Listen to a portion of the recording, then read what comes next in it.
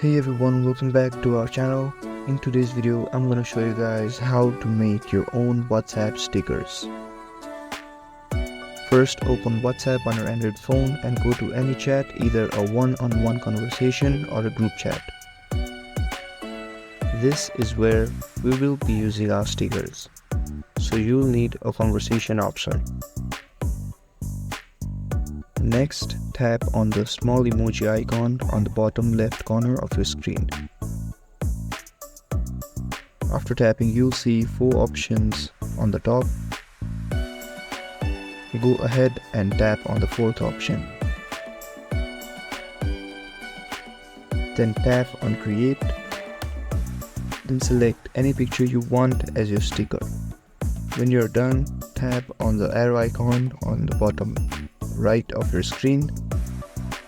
And there we go. Now you guys know how to make your own stickers from WhatsApp. If this video was helpful, don't forget to like, share and subscribe, and comment down below if there is anything else I can help you guys with. Thank you so much for watching, and I'll see you guys next time.